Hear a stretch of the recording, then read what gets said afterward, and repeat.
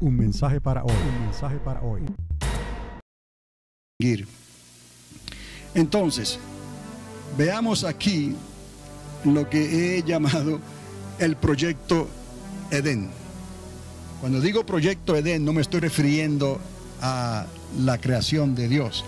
Estoy refiriéndome al experimento del dragón, porque es el dragón el que ha ido experimentando a través de la historia. Aún cuando Cristo vino, Él no sabía, Él estaba experimentando, fue y lo tentó y le hizo las 3 preguntas cruciales en el desierto, porque no estaba seguro lo que iba a pasar, no estaba seguro de la resurrección. Por eso Él ha estado experimentando a través de estos casi 6,000 años para interceptar el plan de restauración de todas las cosas que Dios estableció y lo dio a conocer en Génesis 3:15. ¿Está conmigo? Pero llega un momento en que Dios pone un alto a eso que los ángeles están haciendo de una vez y para siempre. Y entonces el ataque del dragón se concentra en Abraham y su descendencia hasta el día de hoy. ¿Lo puede ver? Muy bien. El proyecto de Edén, luego las pirámides que estarían conectadas al experimento de Babel, porque también fue una torre, una pirámide. Y les hablé entonces de las razones por las cuales estas pirámides pudieron ser construidas. Pero el propósito principal, entonces, por decirlo así, no fueron las pirámides. Estamos hablando de que Dios traería un diluvio y raería de la faz de la tierra a todos los hombres. Entonces, esto pudiera explicar un contraataque de parte de los seres angelicales que ya habían cohabitado en la tierra y desarrollaron un plan para contraatacar lo que Dios fuera a hacer. No tenían una idea clara de lo que Dios iba a hacer, solo que llegó un tiempo en que ellos se dieron cuenta que hubo un hombre en la tierra que comenzó a construir un arca por 120 años. ¿Un arca? ¿Para qué? No podían conectar los cabos porque nunca había llovido sobre la tierra. Sin embargo, Dios se la ingenió para meter un par de animales de toda especie y para salvar la humanidad a través de Noé, de 8 personas. ¿Está entendiendo? Entonces, el hecho de que esto no se pueda explicar en los tiempos del faraón de Egipto, o sea, no se puede explicar su construcción. Y no solamente que no se puede explicar su construcción, que ni aún hoy en día se puede llevar a cabo tal construcción de la misma manera. Con todos los adelantos y haber ido a la luna y haber regresado, la ciencia todavía no puede duplicar esto de la misma manera. Esto fue hecho hace unos, según la ciencia, 4,000 años atrás. Les estamos dando el beneficio de la duda. Pero nosotros podemos decir entonces por la palabra que hay posibilidades que tuvo algo que ver con Génesis capítulo 6, con lo que hicieron los ángeles, que causaron la ira de Dios, a punto de extinguir toda la raza humana. Ahora sí, por eso esto está aquí, en una época pre-diluviana, antes del diluvio. Ahora, este es el antecedente. Cuando ellos construyen aquí, había un antecedente. Cuando Dios les pone un alto, podemos ver que lo que ocurre es que se separan todas las razas, o se separa la humanidad en diferentes razas y culturas conforme al idioma que comenzaron a hablar de repente. Eso fue algo, una intervención que Dios hace, que Él viene y produce que la humanidad comience a hablar en grupos un diferente idioma que no se podían entender salvo los que Dios determinó que formaran sus propios grupos, porque se entendían por el idioma que estaban hablando. En otras palabras, aquí nacieron los lenguajes de la tierra y se dividieron, porque hasta aquí el hombre estaba unido, era un solo pensar, y eso ayudó a que ellos comenzaran a pensar y a considerar qué era lo que había pasado aquí anteriormente.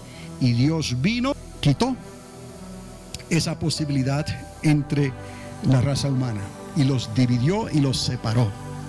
Eso puso un alto, en realidad, un retraso grande a los adelantos de la ciencia. Pero se lo voy aquí a mostrar de la manera en que lo escribí. Esto que estamos viendo aquí muestra el proyecto del Edén, que causó la caída. También muestra el proyecto de los ángeles, el capítulo 6 de Génesis, que causó la inseminación alterada o inseminación artificial por medio de ángeles para alterar la simiente de la mujer. Y también entonces eventualmente se desarrolló el proyecto Babel. Ahí en el proyecto Babel, la Biblia nos muestra en el capítulo 11 de Génesis. Esto es en el capítulo 6 de Génesis, esto en el capítulo 11 de Génesis. ¿Qué fue lo que aconteció en ese tiempo? De entre esa división entonces, de la división que ocurre en Babel, Dios llamó y escogió a Abraham. Ahora quiero que también considere esto. Abraham, nacido en el año 1948, desde Adán, y eso se lo había dicho anteriormente, y va también conforme al pensamiento judío. El año 1948, desde Adán, nace Abraham, y fue llamado alrededor de los 52 años, viviendo en la tierra de Ur de los Caldeos. Todos los proyectos posteriores del dragón fueron dirigidos primeramente contra la simiente de Abraham hasta el día de hoy. Quiero repetir eso otra vez. Estos experimentos para interceptar la obra de redención de Dios fueron interceptados, tratados de bloquear por el dragón, utilizando a los ángeles caídos. ¿Me explico? Dios utiliza a sus ángeles, pero esos son los ángeles obedientes: Gabriel, Miguel y una miríada de ángeles que están a la disposición de Dios. Pero el enemigo también se llevó una tercera parte de esos ángeles y estaban a la disposición del dragón. Entonces, desde un principio él comienza a tratar de interceptar esos planes y provoca entonces la caída. Fue por voluntad propia, fue por engaño, pero logró su objetivo. Y de ahí entonces ocurre lo de Génesis 6, cuando se dan cuenta que Dios va a hacer algo con los habitantes de la tierra. Y por eso conectamos entonces o colocamos la construcción de las pirámides, porque es algo que no se puede explicar hasta el día de hoy. Lo colocamos cuando todavía esa creación angelical estaba interviniendo directamente con los moradores de la tierra, a punto de que llegaron a cohabitar con las hijas de los hombres. Ese conocimiento durante los días de Enoc, que caminó con Dios y Dios se lo llevó, ese conocimiento durante los siglos, el siglo anterior al diluvio o los siglos anteriores a este tiempo, ese conocimiento se fue difundiendo entre ellos, pero no lograron su objetivo, porque las aguas subieron mucho más alto que las pirámides. Las aguas subieron mucho más alto que los montes de la tierra. Y todo ser humano murió excepto 8 personas. Entonces vemos que en el diluvio hay una nueva creación.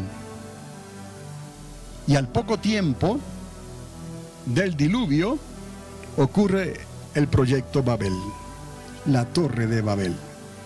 Entonces sabemos por la escritura que Nimrod, el nieto de Noé, tenía ese espíritu aventurero y de constructor. Entonces ese figurat o esa pirámide que ellos comienzan a construir, la comienzan a construir de una manera diferente, porque hasta ese momento nunca habían buscado ladrillo y coserlo al fuego, las pirámides fueron hechas de piedra sólida, maciza. Ni siquiera hoy en día pueden imaginar cómo cortaron con tal precisión esas piedras y las pusieron una al lado de la otra, que ni una moneda de 25 centavos podía ponerse entre ellas. ¿Cómo es posible que ellos construyeran tal cosa? Pero aquí vemos que Nimrod no tenía tal conocimiento porque no tenían la ayuda angelical que entonces Dios había permitido, no porque permitiera que los ayudara a hacer algo negativo o abominable a Dios, sino porque todavía Dios no había juzgado la acción de los hombres. Y ahora en la Torre de Babel, el experimento Babel, tratan de lograr esa información de alguna manera, pero construyen de una manera completamente diferente. Hasta ese momento no se había preparado el ladrillo y cocido al fuego para edificar torres o pirámides. Y eso le llamó la atención a Dios. Y Dios vino y los juzgó, los dividió y los separó por lenguajes y por lenguas, para que no pudieran entenderse y formar un solo pueblo, una sola lengua, como estaban unidos hasta entonces. Quiere decir que la oportunidad de avanzar la ciencia y el conocimiento del porqué de las cosas se iba a retrasar por casi 6.000 años. ¿Me está entendiendo? Dios siempre ha estado en control, aunque el dragón ha tratado seriamente de dañar sus planes. Lo único que podía hacer el dragón era dedicar entonces todo lo que él pensara que le podía hacer daño a Dios, dedicarlo y dirigirlo en contra de Abraham, el amigo de Dios. De ahí entonces que de Abraham a Isaac, a Jacob, a las 12 tribus, a Judá, el reino de Israel, a Cristo el Mesías, a la iglesia, hasta el día de hoy. Es lo que ha hecho el dragón contra el plan de Dios. Y aquí estamos, en estos casi 6.000 años, en esta ventana de tiempo, desde Abraham para adelante, el diablo concentró su ataque en la descendencia de Abraham hasta nosotros el día de hoy.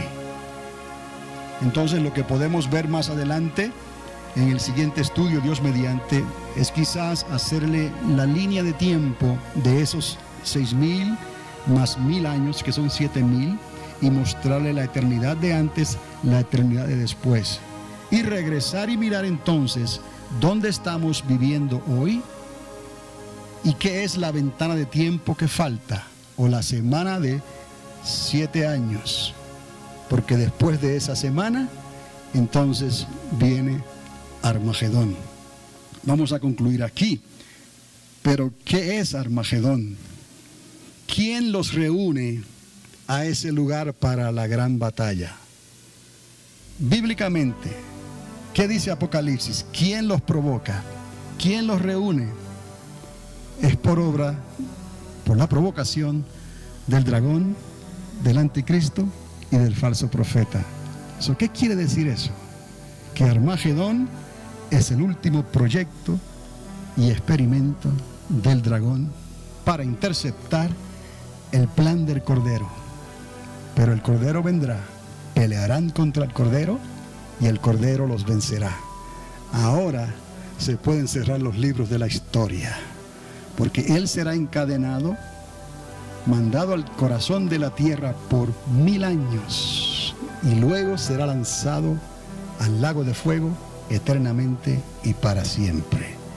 Entonces, he aquí el proyecto final, donde las posibilidades de quizás lograr sus objetivos, él pensaba que las tenía, por lo que dice la misma Biblia, y no fue así, fue derrotado. Lo que va a ocurrir al final del milenio es un intento que ni siquiera va a dar comienzo. Es solamente un intento de reunir a los moradores de la tierra para que vengan a luchar contra el Señor Jesucristo contra nosotros en Jerusalén. Pero Dios el Padre hará descender fuego del cielo y los destruirá a todos. Esto será un intento final, al final de los 1000 años, de la serpiente antigua, del dragón antiguo, porque dice que será suelto por poco tiempo y aprovechará eso para dar su último golpe, pero no pudo ni arrancar sobre sus pies. Es este lugar donde oficialmente quedó vencido, porque Dios, el Señor, puso a todos sus enemigos por estrado de sus pies. Entonces, si podemos verlo de esta manera, quizás esto le haya ayudado en esta tarde a entender esto un poco mejor, porque estamos hablando ya de un tema de la eternidad anterior, la eternidad que viene después. Estamos hablando de un periodo de tiempo, una ventana de tiempo que es en realidad un tiempo y espacio determinado por Dios, para así poder entender por qué la Biblia se refiere a estas cosas y por qué nosotros sí las podemos entender, humanamente hablando, de manera que las podamos enseñar a otros. Padre, te damos gracias una vez más en esta noche. Bendigo a tu pueblo, Señor. Apresura tu reino. En el nombre de Jesús. Amén y amén. Un mensaje para hoy. Un mensaje para hoy.